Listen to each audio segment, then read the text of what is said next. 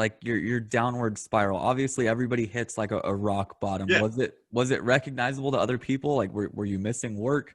Was like safety a big issue, or how was that wake up call to kind of change things around? Yeah, I mean, my last employer was Mike Monsell. I'll say his name because we're really good friends. And I was a horrible employee. I was starting to miss work. Um, I was lying. I was spending all my money on drugs and alcohol. Uh, I was hiding it from my wife. Um, and the problem when you're in active addiction is you're always the victim. Everybody else is wrong. Yep. So I got really, really, anytime he would kind of call me out on my shit, I would get really, really pissed and victimized and be like, fuck this guy, even though he was an awesome boss. And this is like getting towards my downward spiral, I promise. I walked onto a job one day and he had told me that I was going to be kind of like in charge and running this kitchen and doing it by myself. And I showed up and his dad was on the job. And his dad was a micromanaging, awesome carpenter. He was 73. He had been doing carpentry his whole life. He was awesome, but he was micromanaged and it always drove me crazy. And my old boss was this guy that he had 3 jobs going on, but only 1 table saw. And we're like doing fine cabinetry work. And he's like, oh, go rip this filler piece down with a fucking skill saw. And I'm like, There we you go. know what? Yeah, I'm like, you know what? I'm so over this. And I got in an argument with his dad and I walked off the job and I went out on my own. That's how I went out on my own. You want to talk about like no planning? I had no jobs lined up. You just won it. I just went for it, dude. And while being an active alcoholic and drug addict, with no work, I had a lot of downtime. So that was when I started figuring out ways like how I was going to get my fix and started stealing money from my wife. And then I got a job and it was a sick job and it was a really expensive job. And they gave me this huge deposit and I was so stoked. And guess what? The first thing I did when I got it, I went out and bought a fucking 8-ball and partied all night and had like 4 meetings the next day to go meet with some subcontractors for this job I just landed. And I was so hungover and you could probably see it in my eyes that I was still coked out of it. And that was just like the start of my business. That was my first job, dude. I still use these subcontractors I'm talking about and they all are like, just like blown away about who I am now. Cause they saw me at my worst and now they see me now. So what age were you when all that went downhill? I was 27 when I went into business for my own. I was 30 by the time I burnt everything to the ground. I started getting busy and getting jobs, but dude, I was just blowing it all up my nose. I loved cocaine was my drug of choice. I'm an alcoholic. I identify myself as an alcoholic because I did a drug that allowed me to drink more. Yeah. But I don't think if I hadn't had cocaine in my story, I don't know if I'd be sitting here talking about addiction with you guys. I'd probably still be drinking and thinking everything's fine. To be honest, totally honest. Yeah. Because drugs bring you down a lot quicker than alcohol does. There's a lot of lifetime alcoholics. I get what you're saying with that substance abuse definitely helped kick you to rock bottom there.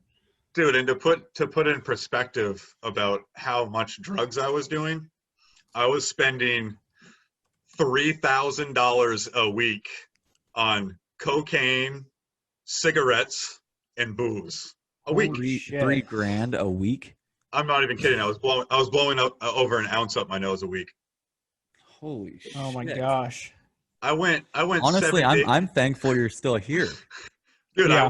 I went 7 days on a binge of coke, no sleep, and I didn't eat. Just eating cocaine. And I collapsed in a parking lot. I was actually at a diner with my wife and my heart gave out and I collapsed in the parking lot. I blamed it on dehydration, but it was an overdose. Was that the kicker for you? No, I went on for another 2 months after that. So when was your wake up call? Like when did it like click for you to either people around you or people or you directly that you needed help? So I after that happened, I went on for 2 more months, and I was behind on we were behind on all of our bills. You know, I was working all the time, but I was bringing in no money. And my wife works and she makes good money. So we were kind of surviving off her, but it finally got to the point where we were so far behind, we couldn't even afford to live anymore. And I asked my dad for a huge loan. He told me that he would only do it if I took a drug test, because everybody was starting to worry about me. My whole entire family. My mother's sober, dude. She fucking knew something was wrong with me. Yeah, she knew from the get-go. Yeah, she always says it when we go to AA meetings together, and she always says it. She's like, I was keeping that seat warm for him for a long time, which is cool because now I get to be in recovery with my mom. But anyways, going off topic. So it was like 30. I had no money. I wanted a loan from my dad. I took a drug test. I had been doing coke for like 2 weeks, and I'm like, yeah, I'll take a drug test and I'll pass that shit. I didn't. My wife, who's right over here in the other room, probably listening, I hid it from her for 4 years. She had no idea. She knew I drank. She knew I loved to party. No idea about the blow? No idea. I hid it from her for 4 years. Holy shit. I would go out into my shop at night and pretend I was doing woodworking and charging my batteries, and I would just party all night by myself. It got real weird. It got real scary, dude. I was in a dark place. But on a different note, how long have you guys been together? We just celebrated our 4-year wedding anniversary. We've been together 6 years. Congrats, so man. She was there through the thick of it. Oh, dude, she stayed with me. Not many women would have stayed with a guy after finding out what the fucking shit I had done. Yeah, I'm sure you're grateful. I'm very grateful. So yeah, it just came to that. I tested positive for cocaine. She was like, "What the fuck?" And I was like, like I made up some whack story about getting paid by some blow, and I'd forgot about it, and like did it that night, like just stupid shit. Went on for 2 more weeks. We had no money. I had $5 in my pocket, and I had enough. I couldn't do it anymore. I lied so much that I didn't know when I was telling the truth anymore. I was so sick of hiding stuff. I was just so sick of running around and living dude, my life was insane. Like, wake up, snort coke, go to work. Where am I going to get a drink so I stop shaking? Like, dude, it became too much, and I couldn't take it anymore. And I had a breakdown. I told my brother-in-law, the first person I thought of was my brother-in-law. He's also a carpenter, and he's taught me a lot of what I know. So I called him, and I came clean to him. Dude, like, as soon as I told him, it was like, like this weight just like got lifted. But then he was like, "You're talking to the wrong person. You need to tell your wife." So I eventually I had Megan come out. I was out in the shop. I had done like an 8-ball of coke. I was all fucked up, and I just came clean, dude. I've never seen my wife cry so much. It was fucking horrible. And I was in rehab. 2 days later.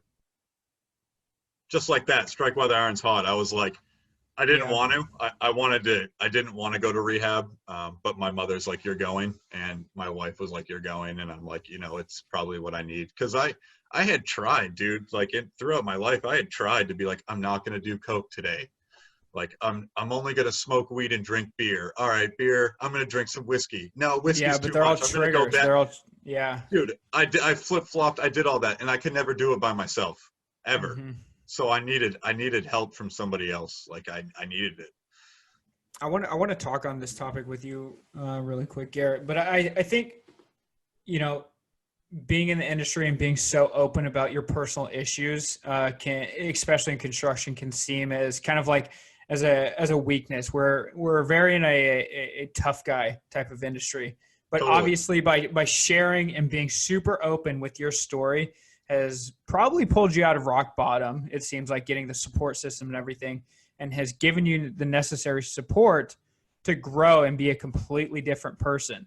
And I want to ask you, like, how have you been able to be so open with your journey? Like, what's your driving force? Because, like, I'll even admit it, like, it's hard for me to talk about my problems. I was raised in a construction family. Like you kind of like, the whole notion is like, don't be a little bitch about your problems.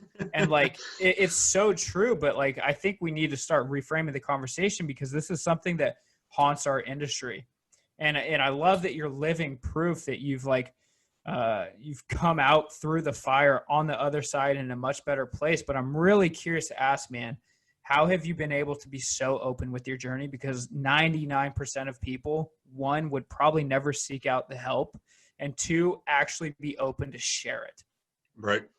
So, I know a lot of people that are sober that didn't do what I did. They didn't go to a rehab. They just were like, you know what, enough's enough, and they did it. And power to them. But I go to AA meetings. Like Alcoholics Anonymous is what my rehab was based on, and it really opened my eyes to a program. And one of their big slogans is, "You can't keep it if you don't give it away." And it's so true, dude. Like, if I'm not out there talking about it, how's anyone ever gonna know? And not only like how is anyone gonna know, when I hear myself talk to people and try to help others, which is a huge part of what I like to do, because it gets me out of myself. So I can stop thinking about all my piddly bullshit, like I have too much work, and oh damn it, like I need to get bigger truck tires on my truck. Like, fuck all that. Like, I get to like go talk to somebody and be real with somebody, and get out of myself and hear about their problems, and then tell them how I relate. And that's like a blessing, man. And so like, if I just hold it all in, then I'm just going to be stuck. So like, I immediately, when I got sober, I got on Instagram stories and said, hey guys, like, this is where I've been for the last 30 days, and I'm sober now. Like, it's been 30 days. I haven't had a drink or drug. Oh, wow. So it was like an announcement. I actually recall following you back then when you took off, and I remember your post when you finally came back. And yeah, you reached out to me. The response that you got from the freaking Instagram community, like I love Instagram. It's done great things, but the response you got was unreal. Yeah. And I think it was kind of like, to be honest with you, I feel like there's a lot of people out there, probably some that are listening right now, that have issues that they don't even want to bring up. So you coming out and kind of saying like, here's what's up, here's what I've been going through, you have probably inspired far more people than you'd ever even know. Dude, it's crazy, man. I get crazy amounts of messages like every week about guys that either, want to get sober or just have questions or just curious.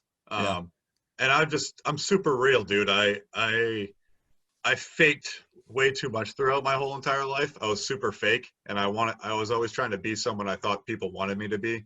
So now I'm just me, and this is kind of who I am. So it's like, I'm so straight with people when they come to me like, well, I think I have a problem, and I'm just like, dude, if you're thinking you got a problem, you most definitely have a fucking problem. And this is, if you really want my advice, this is what I did, and this is what worked for me. Take that for a grain of salt and do it kind of how you want to, because everybody's different, dude. Everybody recovers different. But this is like, for me, like, I'm not going to lie. Like, I've been slacking this whole like pandemic with AA meetings aren't open. So it's all on Zoom, and Zoom for me is like, yeah, it's cool. I get to see some people, but it's not the same. Like, the vibes you get when you walk into an AA meeting and shake someone's hand and see people, it's like something really special. And I don't know if I could have got sober without that. But anyways, AA has like led me to be like, dude, I didn't talk about things my whole life. So when I started going to meetings, I started talking, and like, I would get crazy responses back from people in meetings, or like a newcomer that had 30 days when I had 90 days would be like, damn, man, like, I hope I have what you have at 90 days, just like all of that. And it really just made me like, I need to put this out there and let people know, like, dude, I still count days. Like, I know how long I've been sober. And for a long time, every month I would do a post on Instagram, like 30 days sober, 60 days sober. And it's like crazy. Like you said, the response you get, dude. I thought I was going to be so alone in the construction world. And there is so many guys out there that are sober. Like, it's not the end all. I thought it was going to end I thought life was going to be so boring when I got sober, dude. And it's like way more exciting. It's so dope. Like I love being high on life. It's awesome. It's stressful at times, and I don't drink anymore to get rid of it. I actually talk about it and get it off my chest. And wow, it feels so much better. You know, it's crazy. So oftentimes addicts, after they've recovered, pick up a different hobby to kind of fill time. Do you have something you do now that acts as that filler? Work. To get your mind out. That's it? Dude, I tell my wife this all the time. I have like no hobbies. It sucks. But I love what I do. So it's like, it's technically kind of a hobby. Dude, I've taken all the energy I wasted on partying for like 16 years and put it into my business, and it shows for me. Oh, it definitely does. You know, like oh, sorry. Go on, you're good. No, I was just, it's crazy, man. Like and that's what it was. It was wasted energy. I wasted so many years of my life. I've drinking heard that from partying and thinking a lot of people, and it sucks, but I think you're definitely a huge inspiration for people to be able to follow the same path. Do you think there is, I kind of know the answer to this already, but do you think there's a stigma around mental health in construction, as far as like the tough guy mentality, rub some dirt in it, don't leave your personal life at the door? How do you think we can improve as an industry to address this more? Yeah, it's funny. This is a hard one. It's funny because I think back to when I wasn't sober, and I used to say things like, you're only a quitter if you try to quit, like talking about my alcoholism and stuff. Like, oh, I'm such a tough guy. Like, I knew I had a problem, like, and I'm like, oh, it's only a problem if you try to quit. Like, and like deep down inside, I like have a hole in my heart, and I like hate myself and want to fucking die. Like, so stupid. I don't know how we could make it better, man. It's just like on my job sites, I guess I can say from my perspective, like on my job sites, I want my guys to be open. Like I just, I'm not going to go into full details, but James was my top employee. I just recently lost him because of stuff that happened in his life. And he, me as a boss, he felt very comfortable coming to me, and he told me about everything. And like, I was super accepting of it. Like, I don't want to go, like I said, I don't want to go into full detail, but like, I was like super warm hearted, and I helped him out. Like, he needed some time off. I paid him for that time off. He only got like, his last paycheck was like wicked low on hours. I ended up paying him for like a full 2 weeks. Like, but that, like, I wanted to, I give my employees vibes where they can come to me and talk about stuff. And a lot of bosses don't do that. No, a lot of it's freaking hard ass, get to work, don't care about the feelings, so on and so forth. So that would be like something to change, is like a boss letting his ego out and making his employees feel more comfortable around him. Like I don't want to be a friend, because the friend and the boss thing can get weird. Yeah, but I do start taking advantage. Right. I do, you know, I call James a friend of mine, but we had a really good employee boss relationship. He knew I was the boss, but he also did everything I ever needed him to do, and I never had to question his work. Yeah. But that's because I have a comfortable job site, I feel like, and that's not the case in a lot. Because I know for myself, like, my uncle was absolutely terrifying. He scared the shit out of me, and I wasn't going to show up on the job site crying and being like, hey buddy, I got a girl broke up with me, I need to talk to you about it. Like, he'd be like, I don't give a fuck. Like, get out of here. So that would be the first thing, I think, is like, a lot of guys act tough because that's what their boss does, so they just want to do it. You know, does that make sense? That makes a lot of sense. I think the boss mentality is to kind of show no emotion whatsoever and be freaking cold as ice, and unfortunately that can lead to some bad things.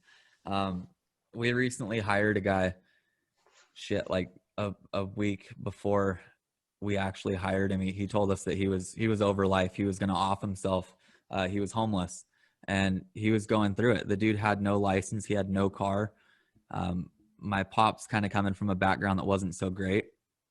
Took a chance on him, and this dude, he's got a freaking van that he's staying in now until he can get a place. And it's like, all it takes is giving somebody a little bit, and they can show you what they're capable of. And that's exactly what this dude's done for us. So similar thing with bosses. If you're a freaking asshole and you don't let people open up to you, chances are they're not going to stick with you. But why would they want to work for you to begin with?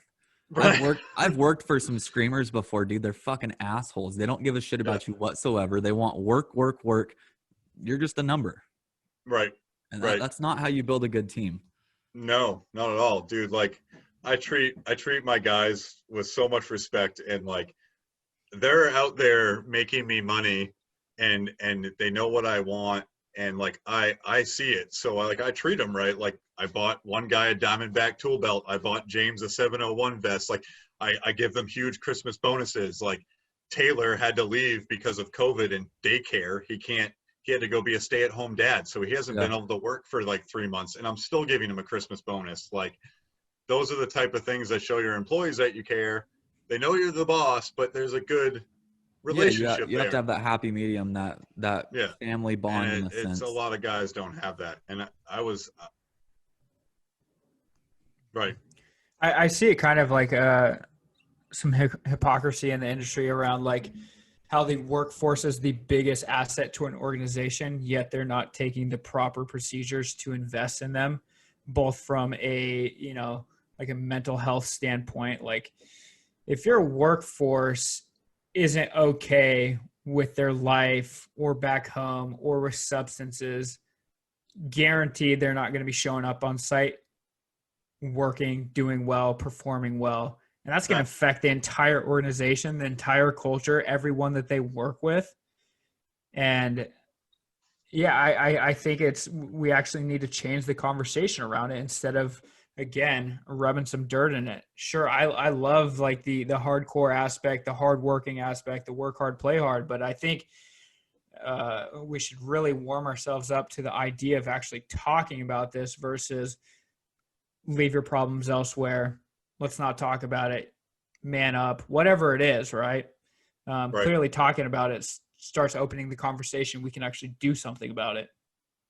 Dude, and I can relate so much to like showing up at job sites hungover. Like that's just like not a safe, in the morning after a night of drinking, you're still drunk whether you think you are or not. Yeah. Like, and that's just like, you are so, whether I used to call myself a professional. I'd be like, I'm a pro.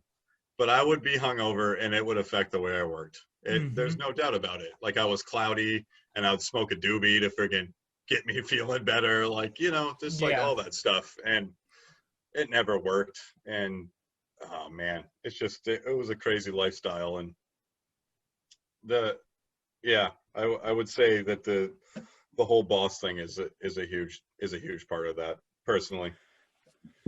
I want to bring up something. Matt, Garrett, both want you guys in on this part of it too. But first and foremost, I got to credit Aaron Witt with his Dirt Talk podcast. Build Witt is his name.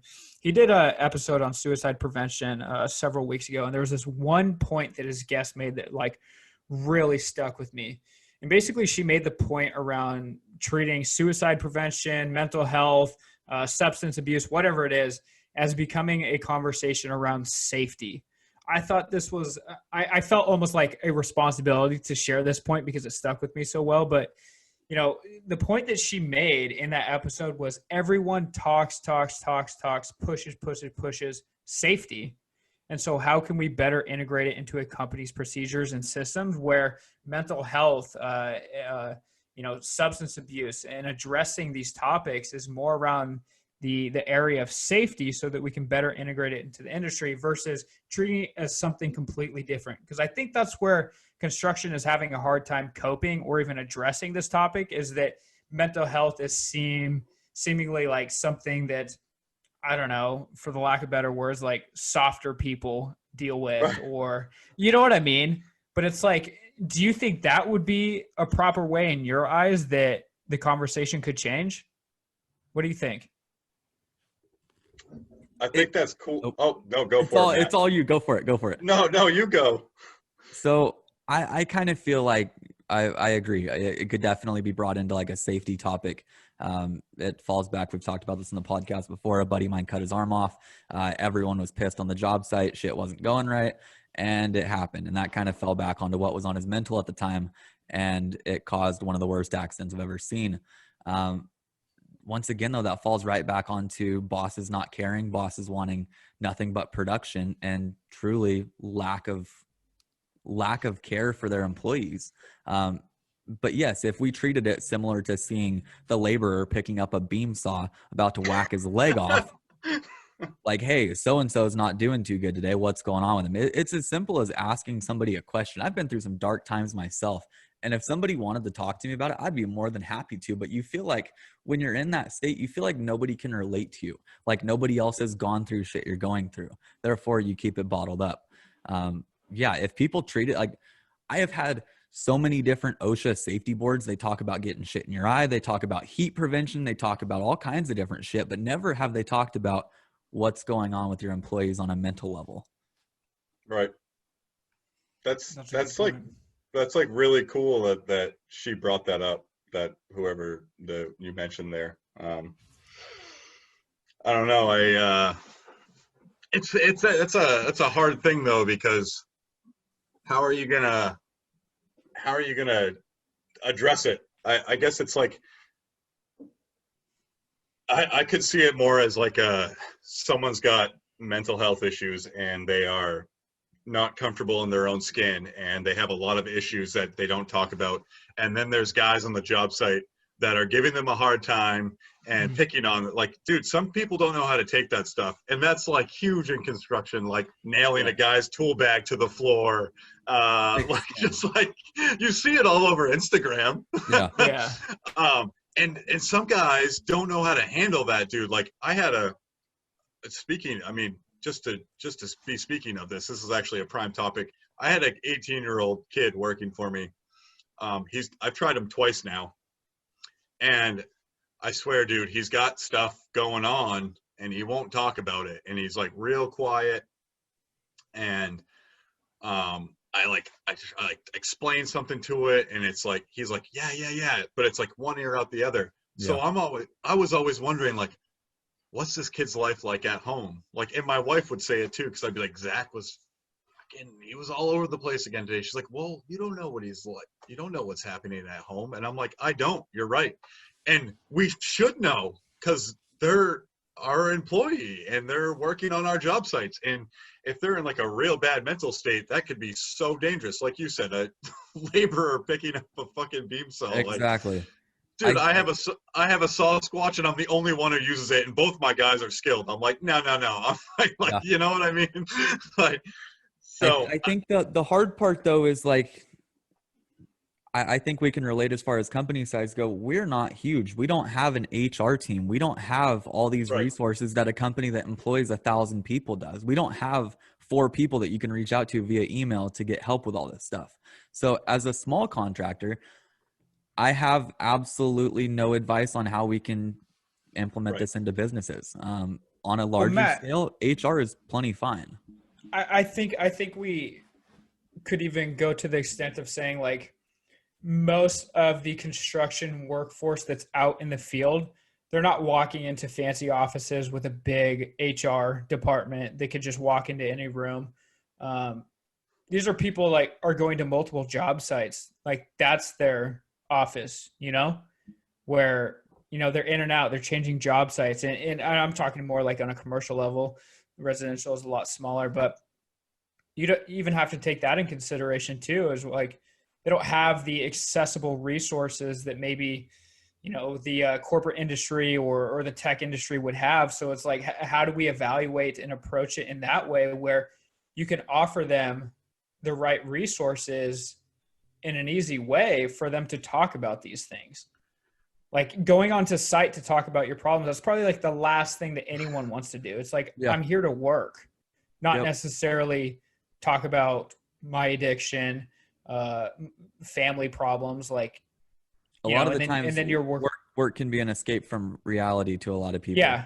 Yeah, exactly. And so that's the big question to ask too, is, and I think it needs to come from, maybe this is just my personal belief, but I think it needs to come like from top down, like the owner, the business owner, or the organization as a whole needs to think about And I really love her aspect on the safety thing, but thinking of it around that and developing a system versus trying to treat it as something completely separate and integrating it into the business and creating that culture where you're open and you're investing in your workforce. Because, I mean, if you're not investing in your workforce and they're not mentally in shape and physically in shape, then that's not a very strong workforce as a whole. Off goes the arm.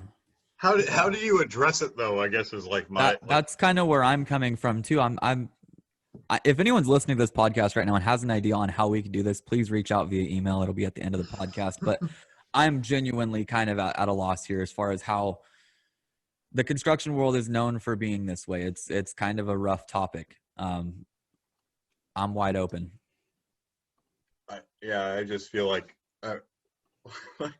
like job site meetings on Monday, like who's having some mental health issues today, guys? Like, I don't know. I just like, I like it. I just don't I don't know. I like the concept as well, but like, do you really think that we're going to be able to do job site meeting on Monday or on Friday and somebody's openly going to come out and say like, hey, this is what's going on? Like, a lot of the times people keep this stuff hidden, out of sight, out of mind. You don't have a problem if you don't think about it.